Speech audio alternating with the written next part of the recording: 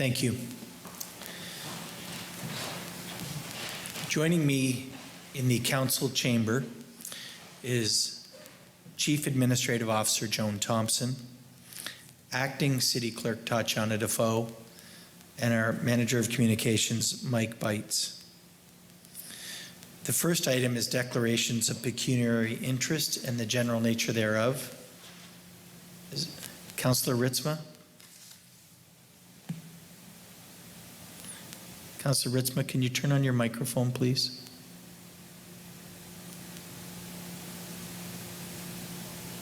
Am I okay there now? Yes, sir. Thank you. So item 7.5, orders of the day, and it carries over into bylaws 10.5 and 10.6.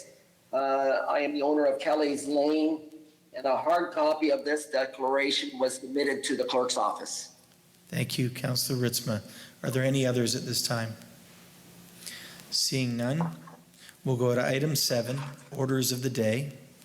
Item 7.1 is a resolution for contract T2020-02, Stratford City Hall boiler replacement, and the recommendation is that the City of Stratford award the tender to Hobbs Welding and Boiler Services at a total tender price of $166,449, including HST. Is there a mover? Councillor Beattie, seconded by Councillor Ingram. Discussion. Seeing none, all those in favor? Opposed, if any? And that's carried. I will also note that I did make an error. I didn't have us approve the minutes of the previous meetings of under item 3 of April 14 and April 21.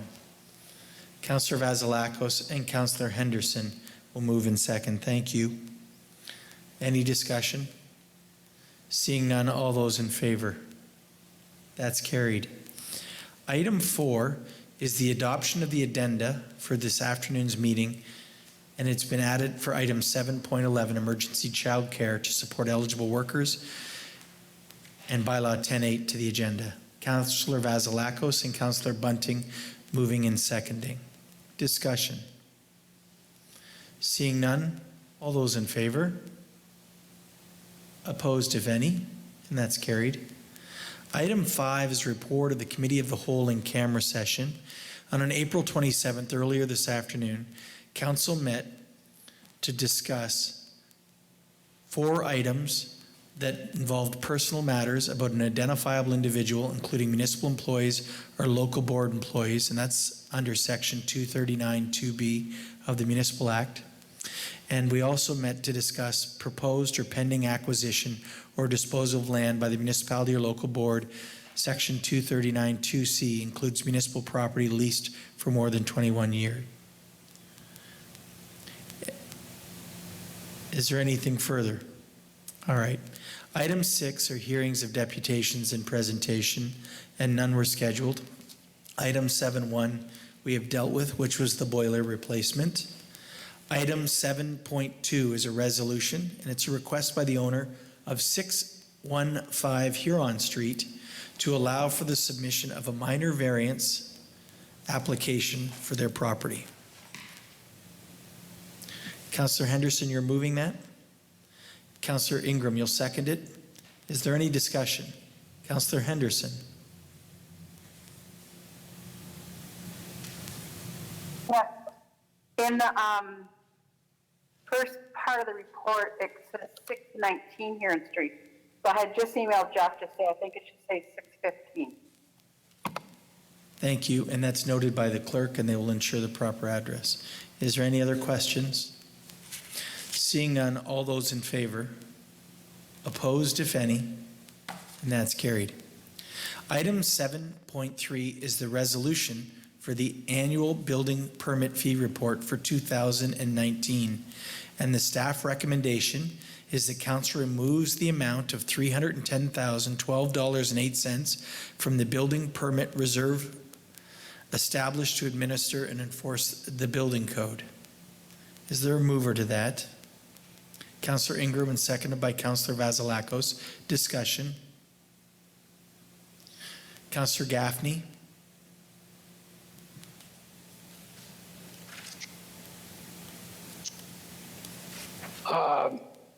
in relation to this department,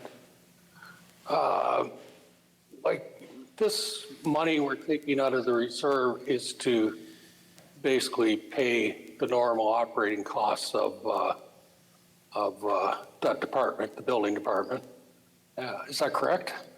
Yes, what it would be for permits that have been applied for earlier, and that would have inspections that are being done in a subsequent fiscal year, and we reserve those monies to pay for the operations of the department. Okay, thank you. Councillor Ingram? Yes, so I just wanted to make a comment that I think probably given the current circumstances surrounding our work environment, that we will likely be looking at this again next year. And with taking this money out and the amount left in the reserve fund, we may have to look at some other way to fund this department for next year, or to cover our operating expenses for this year. Thank you, and I know Ms. Thompson is taking that note. Is there anything further? If not, Councillor Clifford. Yeah, I was just going to ask, as Councillor Ingram brought that up, because of what's happening and the province has announced that they aren't going to speed things up, obviously our building permits are down and inspections are down.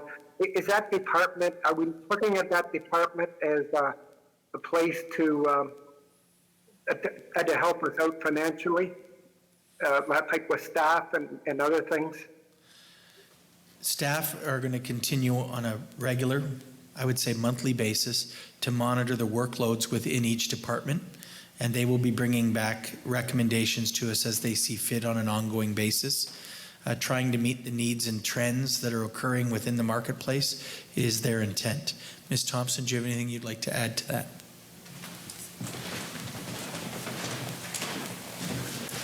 Thank you, Your Worship. Through you to the rest of Council, with respect to the Building and Planning Department, applications are still being received and processed as best they can for projects. And so we are hoping to continue to be pushing out as many approvals once we are back into recovery. So staff are working through those. There is information on how to apply for those permits and what the process will be. And I want to acknowledge the work of the Chief Building Official, Jonathan DeWeerd, in all the work that he has put out in communicating with the Builders Association and the community on what our process is. Thank you.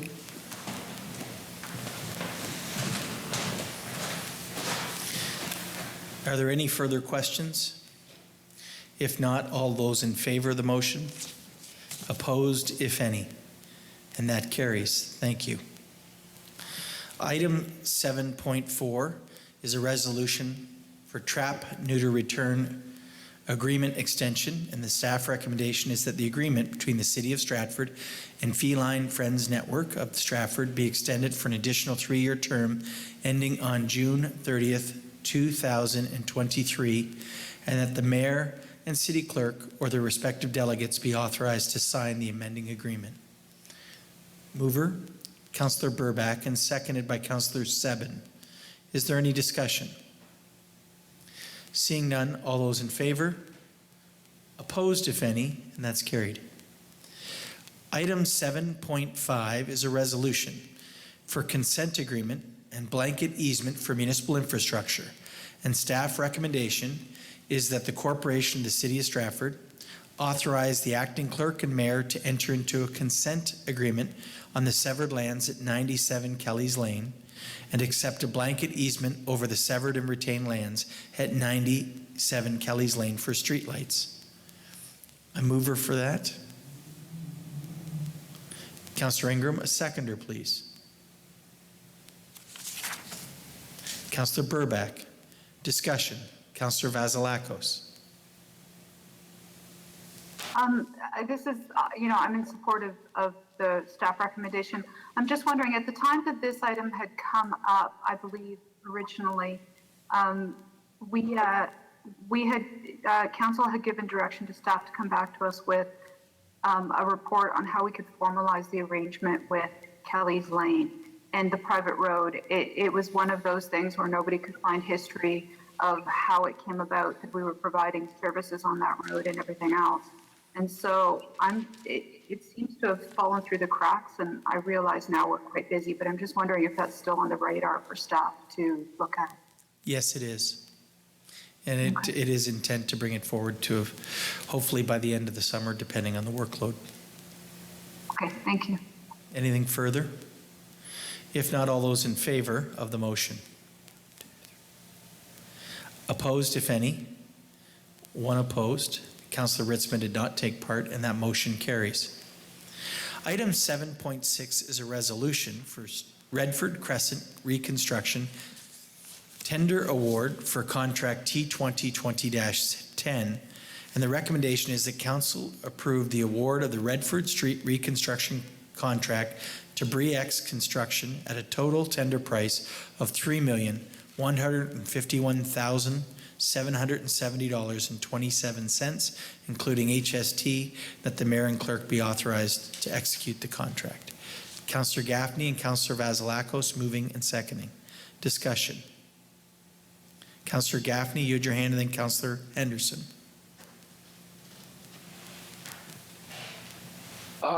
Yes, looking at the summary, that was quite a spread between Briex and 291. I want to ask our director if he's comfortable with that difference. Like, that's a pretty, on a $3 million job, that's a pretty big number to leave on the table. So, and I personally am familiar with Briex. They're a good company, but still people make mistakes.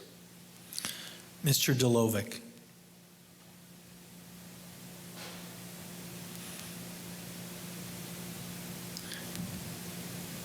Mr. Delovic? Right? Still muted. Sorry about that. Yes, staff did review the pricing. It was in line with what our estimate was going into it. So we have no concerns with the bid. Okay, thank you. Any other questions at this time?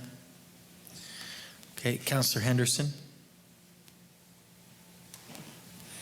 I was just wondering, like, usually when we do these kind of constructions, the construction firm meets with the people on the street, but with the COVID, like with the virus that's going around right now, how are we going to do that? They usually do weekly updates and stuff like that when they're doing construction, right? Mr. Delovic.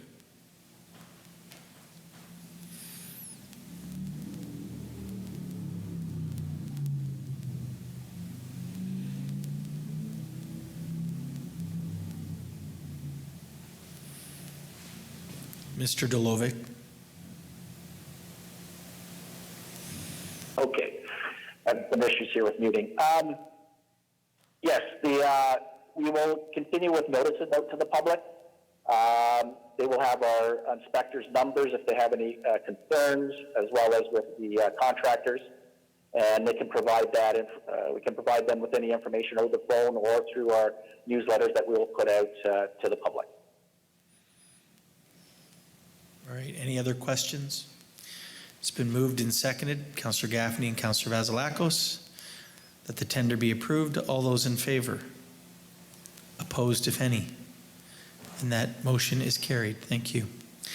Item 7.7 is the award of contract 2020-23 for the annual concrete and asphalt repairs contract, and that the recommendation is that council approve the award of the annual concrete and asphalt repair to Steve Smith Construction at a total tender price for 2020 of $464,441.30, including HST, and that staff evaluate the work completed in late 2020 and determine whether staff exercise the option for Steve Smith Construction Corp. To be retained in 2021 at a tender price of $499,788.60, including HST, that the mayor and clerk be authorized to sign the contract.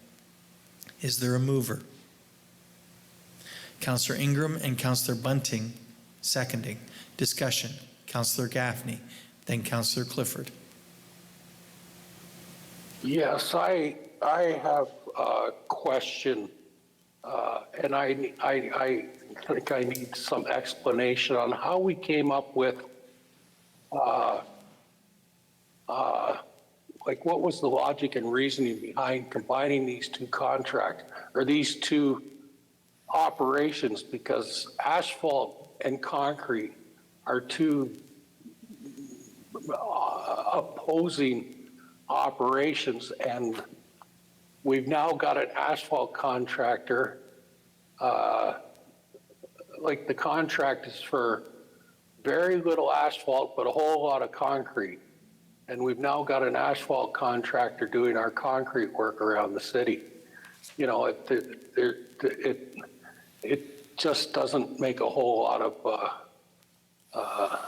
like, I don't have understanding on why there was a need to combine these two things when they're two separate things in the construction industry. Thank you, Councillor. Mr. Delovic. Through your worship, the rationale was for coordination. We were having a lot of difficulty when they were two separate contracts, because typically you would have concrete work, and then you'd also, especially when we were doing curb work and asphalt work, a lot of the times they were going together along with other restoration, and by the city was involved in trying to coordinate the various contractors and getting the work done. This way, by calling for one contract and having one contractor deal with it, they will then have to do all that coordination. So that was the impetus behind going with a combined contract. Councillor Clifford. Thank you. Yeah, the question I have is almost the same. So when I'm asking, I wonder, Ed, is the concrete, is it going to be like a subcontract? Because I went online and the successful contractor is an excavator and asphalt, as Councillor Gaffney said. So will the concrete work be done by him, or will that be subbed out to someone else? Your worship, I will have to check. I haven't provided those details. Typically, if that's not their area expertise, they will contract that out. I'd have to look at the details of the bid. Thank you. Is there anything further?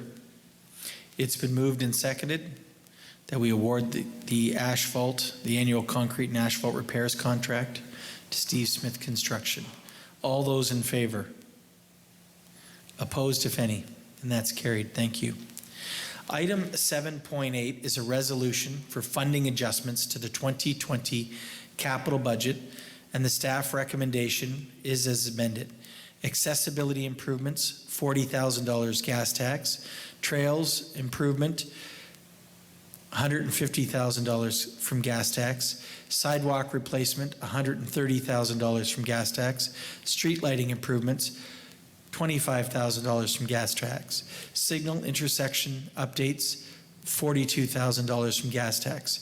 Pedestrian crossing improvements, $150,000 from gas tax. And bridge improvements, $750,000 from the Ontario Community Infrastructure Fund. Councillor Clifford will move. Councillor Vasilakos will second. Discussion. Councillor Burback. Thank you. I was just wondering, when we're looking at the pedestrian crossing improvements, I was wondering about the where we are with the Huron Street crossing that we were gonna go ahead with this spring. To your worship, yeah, that project is still going ahead. It's just a matter of timing right now, but that project is a go. Right, thank you. Thank you. Anything further? If not, all in favor? Opposed, if any? And that has carried. Thank you.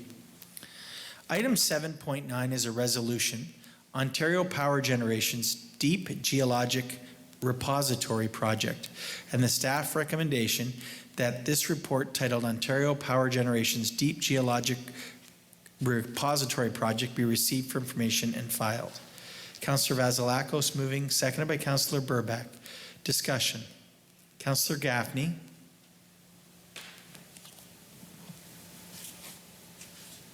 I apologize for my ignorance, but why is this something that has reached to Stratford, or is it a province-wide thing? Like, I believe it's a regional piece to most of this part of Midwestern Ontario, but I stand to be corrected. Councillor Vasilakos? Yeah, this came through the consent agenda on support for local municipalities that were opposed to the repository.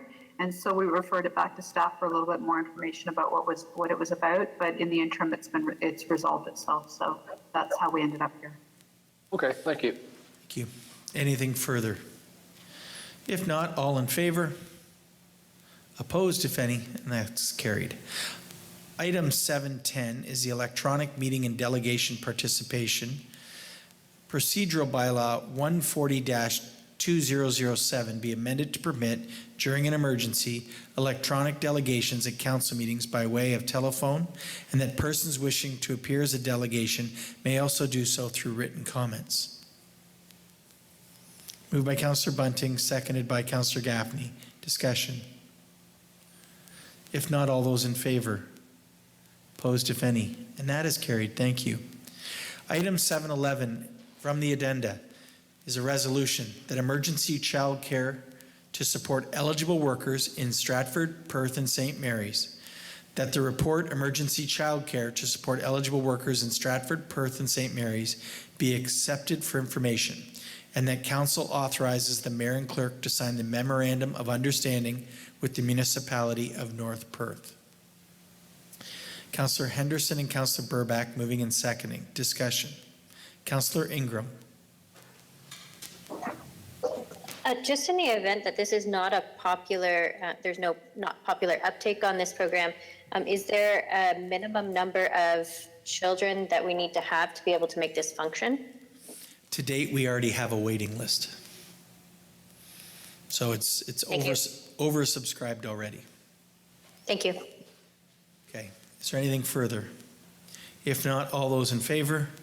Oh, Councillor Gaffney, did you have another question?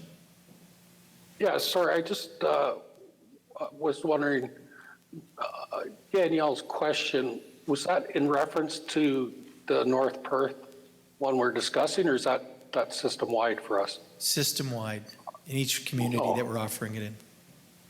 Oh, okay, thank you. Okay. Anything further? Councillor Gaffney? Just eager to vote? Okay. All those in favor? Opposed, if any? That's carried. Thank you. Item 8 is business for which previous notice has been given, and there's none. Item 9 is for notice of intent, and there's none scheduled. Item 10 is reading of the bylaws. There are 6 bylaws, and they may be taken collectively upon unanimous approval. And we will, of course, remove bylaw 10.5 and 10.6 so that Councillor Ritzma does not take part in those votes. But we'll start with bylaws 10.1, which is the acceptance of the tender for City Hall boiler replacement. Item 10.2 is the extension agreement for the trap neuter release program. 10.3 is the acceptance of tender for annual concrete and asphalt repair. And 10.4 is the acceptance of tender for Redford Crescent reconstruction. And as well, the addenda bylaw is 10.7, which is the memorandum of understanding with North Perth for emergency child care services. Bylaws 10.1 through 4 and 7 could be taken collectively upon unanimous approval, moved by Councillor Henderson and seconded by Councillor Vasilakos. All those in favor? Opposed, if any? That is unanimous, so we'll go to first and second reading of bylaw 10.1, 10.2, 10.3, 4, and 7. Is there a mover? Councillor Bunting. Seconder, Councillor Burback. Discussion. Seeing none, all those in favor? Opposed, if any? And that carries. Third and final reading is moved by Councillor Beattie and seconded by Councillor Ingram for bylaws 10.1, 2, 3, 4, and 7. Discussion. Seeing none, all in favor? Opposed, if any? And that's carried. Thank you. Bylaw 10.5 is a consent agreement for 97 Kelly's Lane for the execution of a consent agreement for terms and conditions related to the severance of the westerly portion of the lands. And item 10.6 is the acceptance of those easements across 97 Kelly's Lane. They can be taken collectively upon unanimous approval. Councillor Henderson's moving, Councillor Burback seconds. All those in favor? Opposed, if any? And that's carried unanimously. We'll go to first and second reading, and it'll be noted that Councillor Ritzma is not taking part in the voting. First and second reading is moved by Councillor Clifford and Councillor Vasilakos. Discussion. Seeing none, all those in favor? Opposed, if any? One opposed, and that carries. Third and final reading is moved by Councillor Ingram, seconded by Councillor Burback. Discussion. Seeing none, all those in favor? Opposed, if any? One opposed. That carries. Thank you. Item 11 is the consent agenda. Are there any items on the consent agenda members of council would like to bring forward at this time? Seeing none, new business. Councillor Burback, then Councillor Clifford, then Councillor Ritzma. Thank you. A resident of 230 Britannia was wondering about the possibility of having community gardens put somewhere on the property. And I think, from what I understand, that was originally part of the plan. So my suggestion would be, could staff look into that? Would there also be a possibility to perhaps work together with the local in creating those gardens, some sort of partnership where they could take perhaps the lead on something like that? Ms. McElroy, if you could speak to that would be good.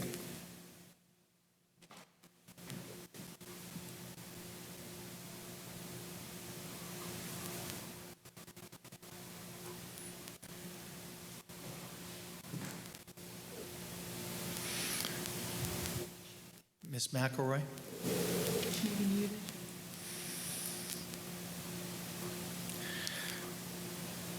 I will let Ms. Thompson, if she... Okay. We will take it back and provide an update at the next meeting, Councillor Burback. And community gardens have been approved across the province, so I know that Ms. Thompson and Ms. McElroy were already aware of that. But they will bring us a report on that. Yeah. Councillor Clifford.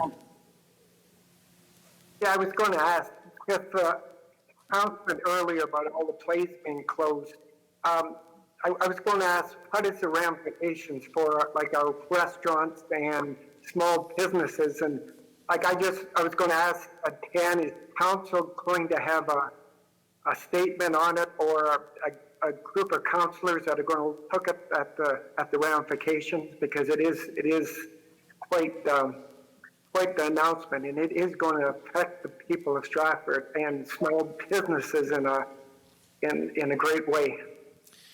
So the City of Stratford, a number of weeks ago, Invest Stratford took the lead and created what is called the Economic Recovery Task Force, and they have been working on putting together the framework for that, and they have had meetings with different provincial government agencies by phone, and the provincial or federal government agencies. Probably within the next day or two, it will be released on how they're going to break it down into economic sectors, from tourism and hospitality to retail to the broader service sector community within Stratford.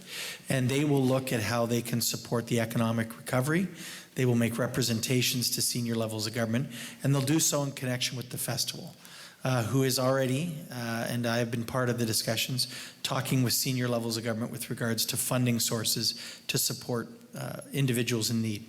There will be funding coming forward to the Economic Recovery Task Force from the Federal Development Agency of Southwestern Ontario, and they will be providing funding that can be used to put in place business plans to help people do cash flow analysis and to help them work through this from their business perspective. And they will do that with them over the coming months. They're also going to be well versed in the various government programs that have previously been announced and are available to businesses to use. On the other side of it, we also announced a couple of weeks ago the Community and Social Wellbeing Committee Task Force, and that is being led primarily by people within our social service, and Ms. McElroy has been ultimately responsible for the development of the framework for that. And I will tell you that I will just pull up the information here so that I'm sure we have it all in one place. But we have been working on that previously. And the Task Force for the Community Safety and Wellbeing Advisory Committee will be members of the health profession, police and protective services, social services, education, children and youth services, and members of council. And it will be our intent to look at the social side of the impact that this will have on families and employees within our community, and in an effort to continue to move forward. We are also been working, and I think everyone knows, on the Help Do Local Good program with United Way, which has raised in excess of $250,000 to date. That program, we have been able to fund additional mental health resources within our community for families in need. Anyone feeling anxiety or stress over the situation is encouraged to call Family Services here in Perth, who can provide those services. For business individuals and entrepreneurs, the Stratford, Invest Stratford, the Small Business Center, the Perth Community Futures Development Corporation, and with the support of 2 local businesses, created a fund for business owners who have mental health concerns, and that is already in place. So we are early days. We're about 4 hours out of the announcement, but there is a lot going on behind the scenes, and an update will be provided to council and the community later this week when the frameworks are rolled out. I do know that later today and tomorrow there are a number of calls with different government agencies to seek their support where possible for the work that needs to be done. Is there anything further on that? And I'll just say on behalf of the city, and I know I echo what my council colleagues feel, today's announcement by the Stratford Festival was a very important announcement for them to make. It was incumbent upon them to make that decision for the health and safety of not only actors and the staff, but also the patrons. It is the right decision, and we saw with the framework the Premier unveiled at 1:30 today, there are going to be gradual releasing of the economy back for opening up, but large gatherings such as a festival is not going to take place in the foreseeable future. And so it was necessary for them to make that decision. It is believed that if they are relaxed by the fall or through the winter, the theatre will look at doing other types of events to support the local economy. And I just ask everyone to realize that, and it's tough right now, but for many people that have the ability to help out, you should.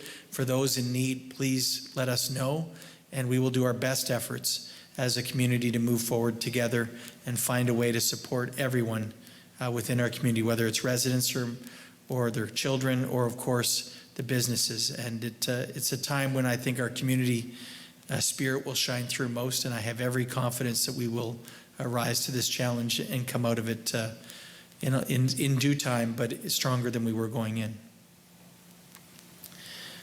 Councillor Gaffney, you had your hand up, or Councillor Ritzma, you had your hand up as well.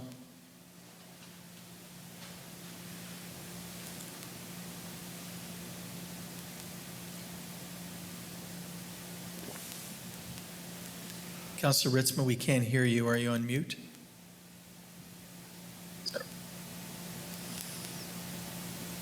Can you hear me now? Now we can. So thank you. So my comment was similar to Councillor Burbach's around the garden plot, community garden plot. I'm glad that's going back to staff for further discussion.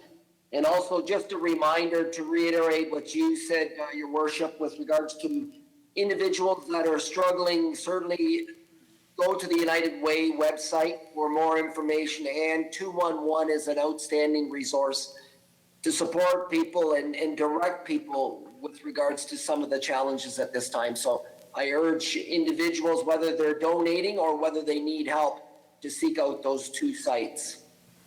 Thank you. Is there anything further? If not, the confirmatory bylaw, bylaw 10.8, needs to be read a first and second time. Moved by Councillor Ingram and seconded by Councillor Vasilakos, that the confirmatory bylaw be passed. All those in favor? Opposed, if any? And that's carried. Third and final reading, the confirmatory bylaw, Councillor Bunting and Councillor Gaffney. Discussion. Seeing none, all those in favor? Opposed, if any? And that's carried. An adjournment for this afternoon's meeting is moved by Councillor Ingram and Councillor Burback. All those in favor? Opposed, if any? And that's carried. Thank you very much. Thanks, everybody. I know. Thank you. Good night.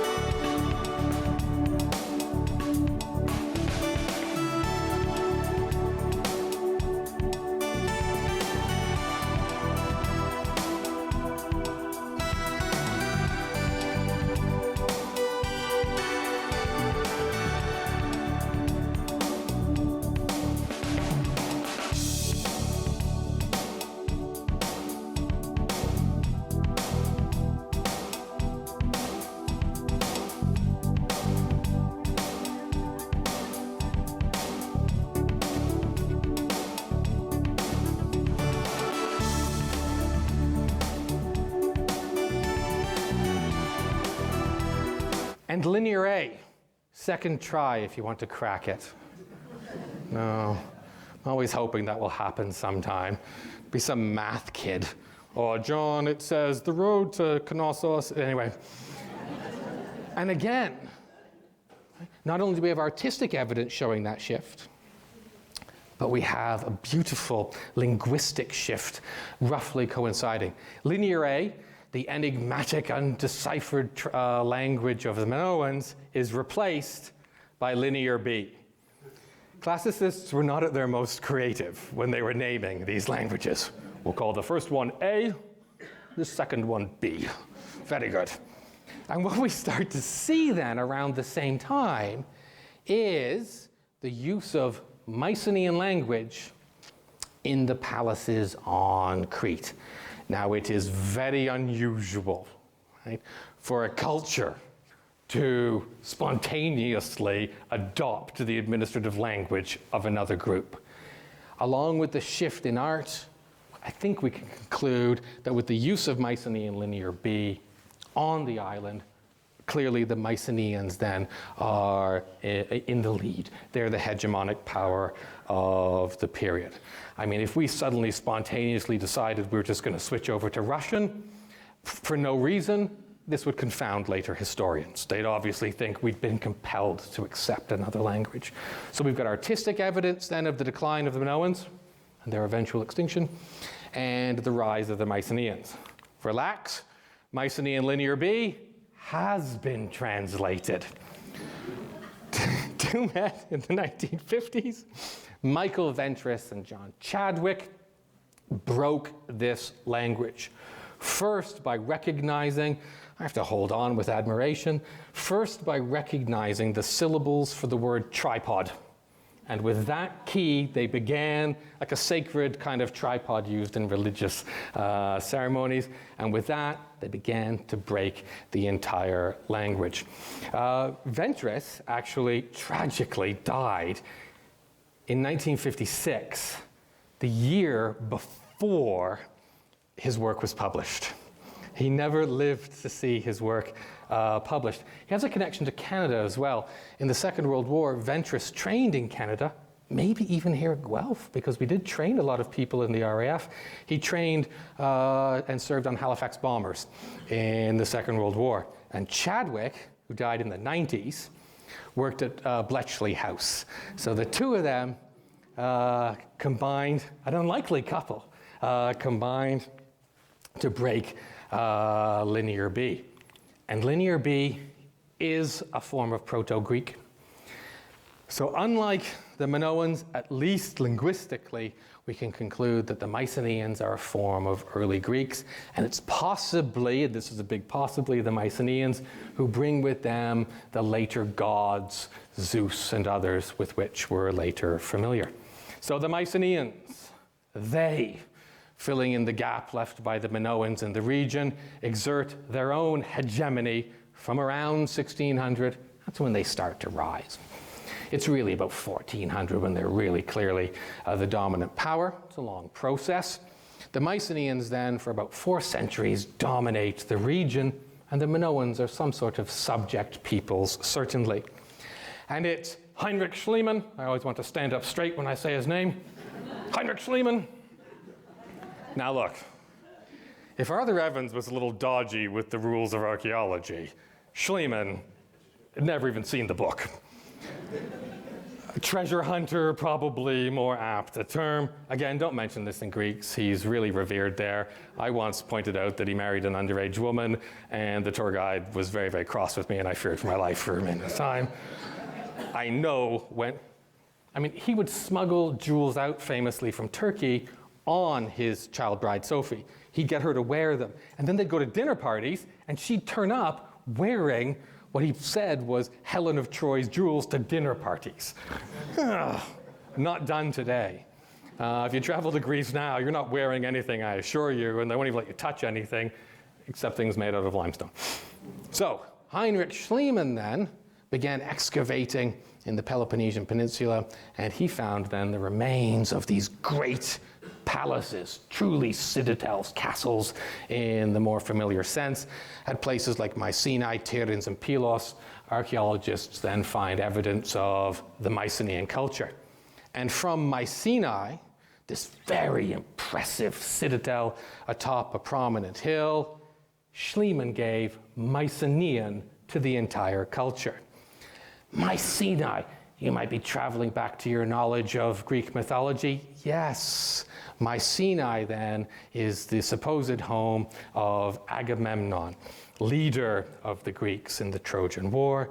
And wouldn't you know it, one day when the excavation wasn't going particularly well, funding was threatened, and Schliemann really could use a big find just to gain some popularity and funding. And when all the other archaeologists had the afternoon off, Schliemann, walking around, happened to stub his toe on this. The Mask of Agamemnon, which very few people believe is attributed to Agamemnon, and there's a good deal of doubt to be raised about whether or not it actually dates to antiquity, or perhaps even, I know Schliemann fans, this will come as a shock to you, but the Schliemann may have had it made himself. I report the words of others. The term is salting the dig. The Greeks were a bit suspicious themselves, and Schliemann had to have a government official with him traveling on all sites in the future. Again, things we'll just talk about privately in Greece, and we won't bring that up here. We're Canadians, we can confront our faults a little more easily than others. So Mycenae, an artist's rendition. Immediately I'm struck by an obvious difference between Mycenae, with its prominent fortification walls selected on an acropolis, a naturally defensive location, with Knossos. Knossos is open. Further evidence that the Minoans ruled by sea. They had no need for defensive walls, the argument goes.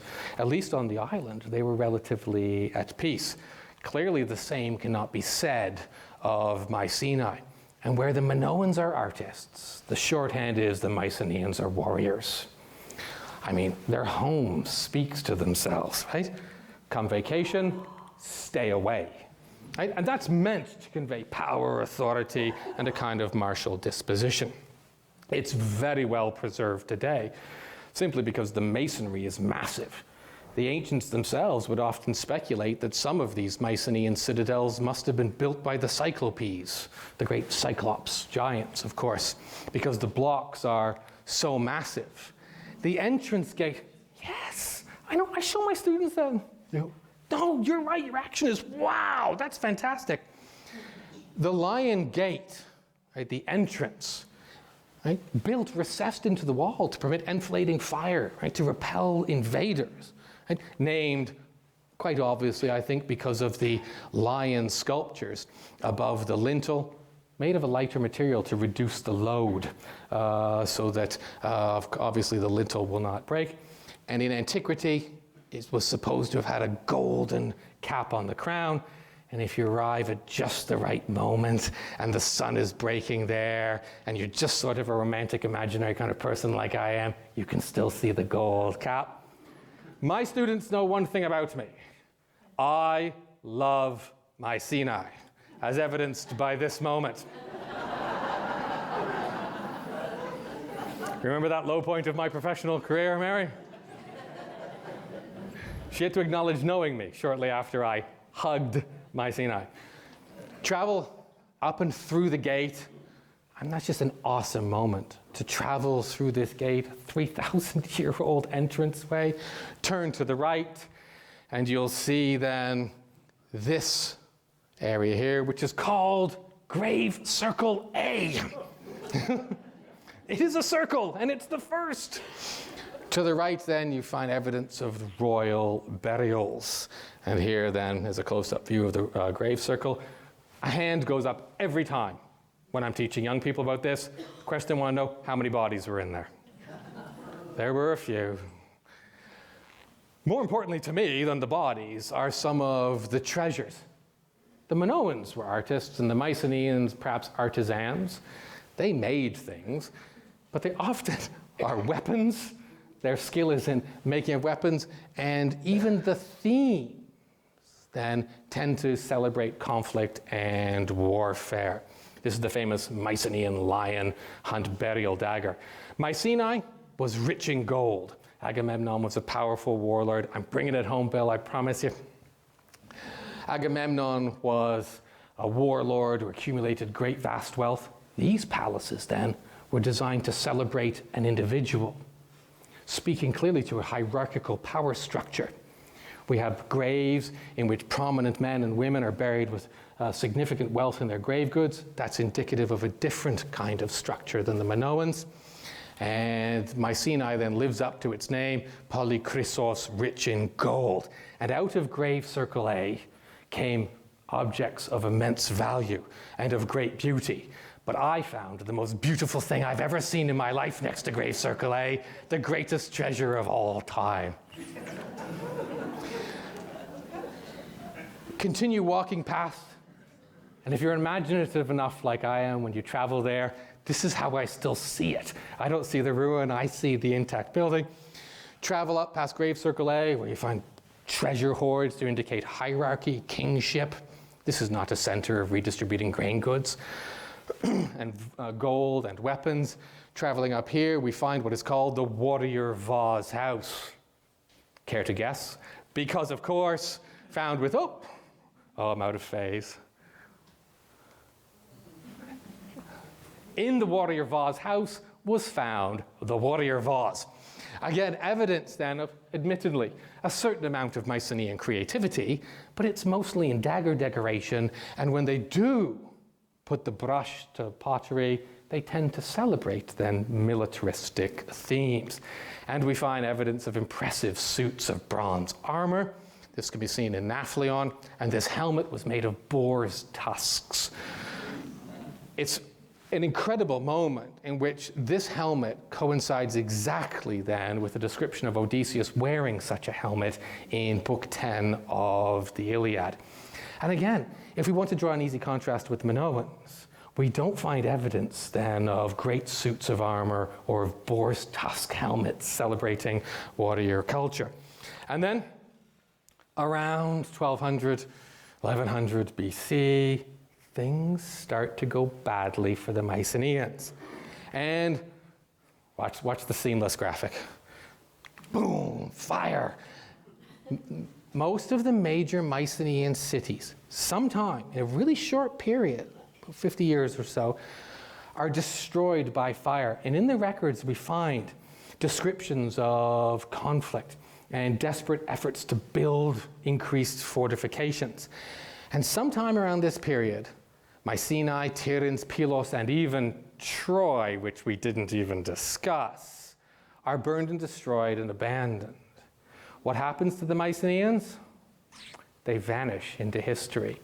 There are some who see the Mycenaeans here, because this period of decline, 1200 BC, was a very bad time to live in the Eastern Mediterranean, because not only did all the Mycenaean centers blink out of existence, but all around Greece and the Anatolian world, great civilizations blink into non-existence. The Hittites vanish off the face of the earth. What happens to the Mycenaeans? There are some who think that it's the Mycenaeans who try and force their way into Egypt. This is a reconstruction of Ramesses III defending Egypt. This is actually, you can just see the image there from which it's sketched. Ramesses III is defending Egypt at around 1175 against marauding people called the Sea Peoples. There are some who think those are the Mycenaeans. Their culture has collapsed. They're displaced and looking for a new homeland in the Mediterranean. And around the time Mycenae vanishes, even the mighty Egyptians, who've been around for thousands of years now, they almost blink out of existence themselves, if not for Ramesses III. Quick instruction to my students always is, if you're looking for the pharaoh on any inscription, he's always the great big guy. So around 1200, the city's collapsed, and they're abandoned. People start taking the rocks and using them to build small farms. Populations decline. Art, which was pretty sophisticated in the 15th century, declines. I always teach science students, so I graph this for them. Goes down over time. It reassures them. They've got something really to bite into there. And then around 1200, with the Mycenaeans gone, the Minoans, a distant memory, the Hittites gone, the Greek world plunges itself into then 4 centuries of Dark Age. We don't know a great deal of what happened, because civilizations on decline tend not to write a lot about their circumstances. Literacy was gone. And around 800 BC, the Archaic period restores a kind of renaissance. And again, it is from the east that around 800 BC, the Phoenician alphabet arrives in Greece, as Herodotus attests, and Homer puts it to great use, penning the Iliad. And with the first line of the Iliad, I will need my glasses. Menin aida thea peliadeo achilleos ulomenein. The Dark Age is over, and literature has restored light to the Greek world.